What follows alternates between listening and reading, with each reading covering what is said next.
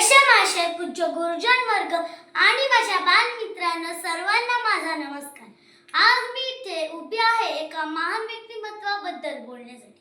ते ज्यांचं नाव घेतलं अंगावर शारा येतो तेच व्यक्तिमत्व यांच्या एका वाक्याने संपूर्ण ब्रिटिश सरकार हादरून गेले. ते होते लोकमान्य बाळ गंगाधर टिळक आणि त्यांचं वाक्य होतं, स्वराज्य हा माझा जन्मसिद्ध हक्क आहे आणि तो मी मिळवणारच. हादरली ब्रिटिश सत्ता ज्या सिंहाच्या गर्जनेने, लोकमान्य नेता म्हणून स्वीकारले ज्यांना जनतेने, बंधुनी टिळकांच्या कार्याला स्मरतो आम्ही सन्मानाने, स्मरतो आम्ही सन्मानाने.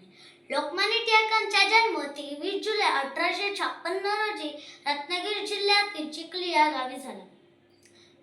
लोकमान्य टिळक व्यक्तिमत्व अष्टपैलू होते.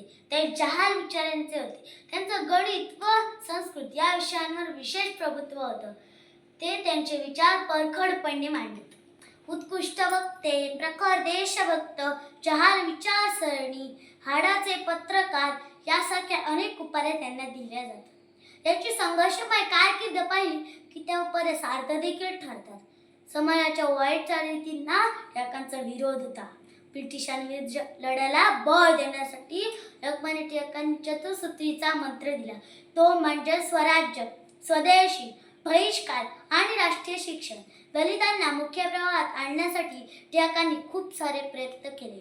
टिळक म्हणजे ज्वाला, टिळक म्हणजे विचारांचं वादळ. त्यांनी झोपलेल्या सेनांना जागे केले. लोकमान्य टिळकांनी मराठा व केसरी ही वृत्तपत्रे सुरू केली.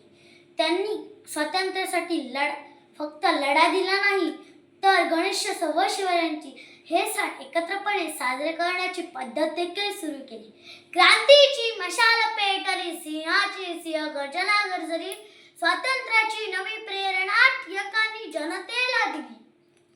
देशासाठी जगायचं, देशासाठी मरायचं हे सांगताना ते म्हणत, खूप झाल्या योजना आणि खूप झाले विचार, खूप झाल्या योजना आणि खूप झाले विचार, तर मरा नाही तर मारा, आणि तसंच जर असेल तर महाराज. आज आपण एवढे सक्षम आहोत की कोणताही देश आपल्यावर हल्ला करण्यापूर्वी 1000 वेळा विचार करतो. आणि जर हल्ला केला तर ऑपरेशन उरी, ऑपरेशन सिंदूर व ऑपरेशन महादेव यामधून जगाला कळून चुकले की याचा परिणाम काय होतो. लोकमान्य टिळकांनी पाहिलेलं स्वप्न पूर्ण करण्याची जबाबदारी आज आपण पार पाडत आहोत.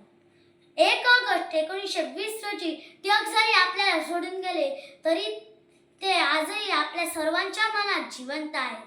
चला तर अशा या थोर नेत्याला आपण मानवंदना देऊया. लोकमान्य टिळकांचा विजय असो, लोकमान्य टिळकांचा विजय असो. जय हिंद, जय महाराष्ट्र. धन्यवाद.